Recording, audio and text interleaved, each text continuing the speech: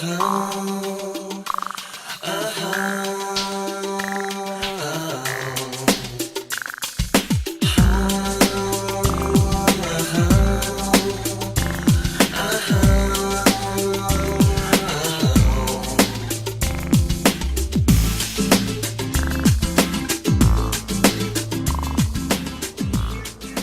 pour 100% Nautique, la suite de nos émissions sur le Nautique de Paris 2012. Et là, nous sommes dans le secteur des cabines cruisers et pêche-promenade, dans le hall du motonautisme. Et je suis à bord d'un Merryfisher 855 Marlin. Et les Merryfisher, c'est une gamme ultra connue dans toute l'Europe, 100% pêche, 100% croisière, ultra polyvalent. Et nous allons recevoir tout de suite Méry de la Poise, le directeur des produits moteurs chez Jeannot.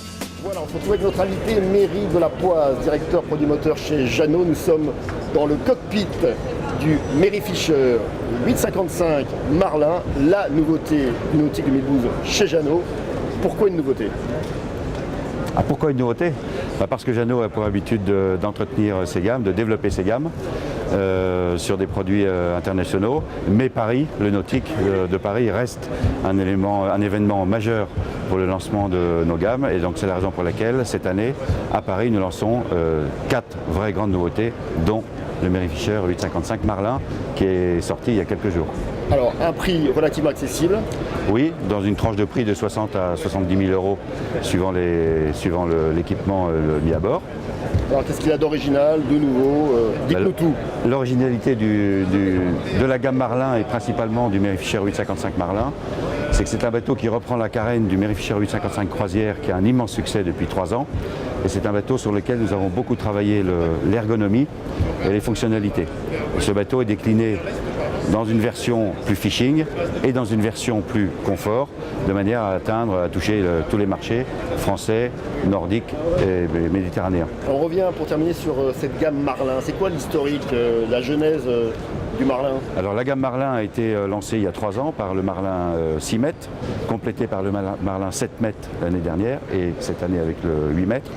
C'est une gamme qui tire son originalité du fait de croisement de concepts et dont l'objectif est d'aller toucher le marché français principalement sur le concept que je viens de développer, mais aussi le marché scandinave, qui est un marché extrêmement important et qui est friand de ce type de bateau. Et aujourd'hui, depuis 1 an ou 2, en Scandinavie, le nom Merryfisher commence à devenir un nom générique. C'est dire le succès que nous avons là-haut. Allez, dernière question, Méry. Vous exportez beaucoup et j'imagine que, comme pour d'autres chantiers navals, c'est quand même très important ces temps de crise, l'exportation. Oui, bien sûr. C'est très important, ça représente, comme pour d'autres gammes. Oui, ça représente plus de 50% de notre activité et ça nous pousse à adapter nos bateaux aux marchés pour lesquels ils sont destinés, européens ou hors Europe. Donc nous sommes toujours à la recherche d'idées pour encore et encore adapter nos bateaux à ces marchés. Merci beaucoup. Nous allons tout de suite retrouver tout sur le secteur des cabines cruisers et des pêches-promenades. Reportage.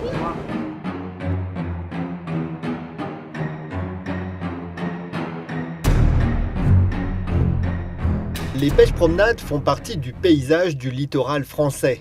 Ces anciens baroudeurs professionnels, dotés d'un comportement marin exemplaire, ont optimisé leur habitabilité et leurs prestations de confort.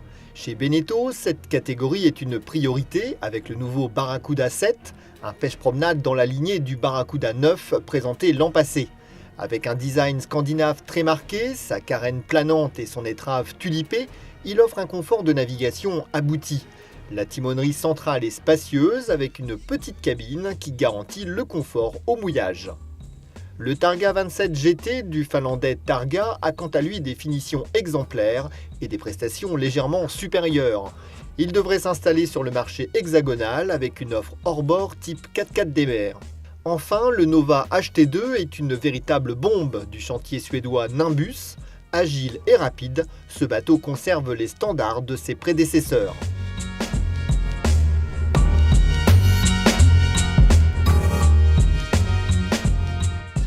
Tout à fait, c'est la nouveauté annuelle qu'on présente pour la première fois en France. Et donc il se caractérise par le fait qu'on a un nouveau aménagement du cockpit.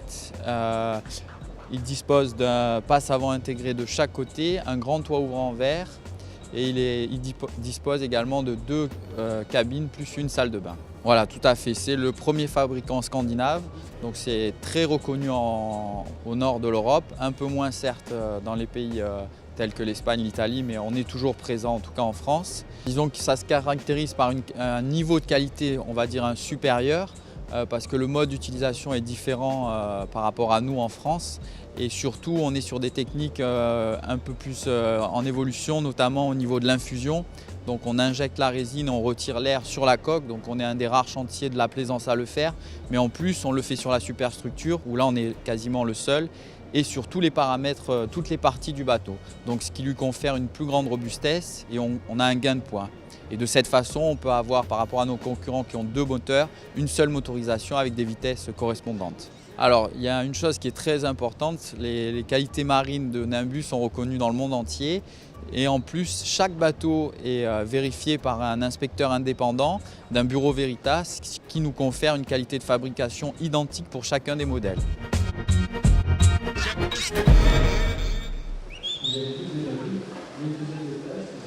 Voilà, on se retrouve sur le spot, le grand bassin du Nautique de Paris 2012, un bassin de 50 mètres de long avec à mes côtés Maxime Baudry, sauveteur en mer. Là, vous organisez des opérations de récupération de victimes. Comment ça marche ?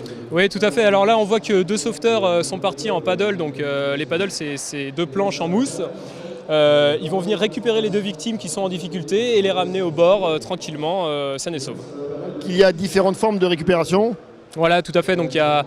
Alors les premiers moyens de récupération de victimes, c'est évidemment les palmes.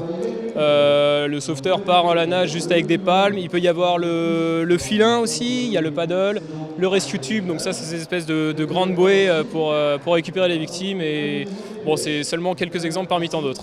Pour vous faire des démonstrations nautiques de Paris, c'est plutôt sympathique ?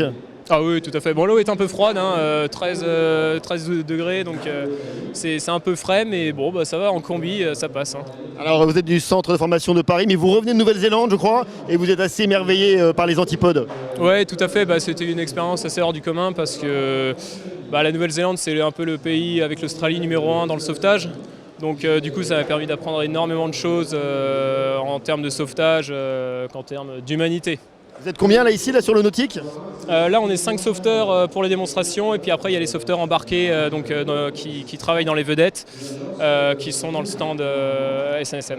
Merci beaucoup Maxime. Je vous laisse rejoindre vos petits camarades et nous se retrouve très vite pour 100% nautique. Au revoir.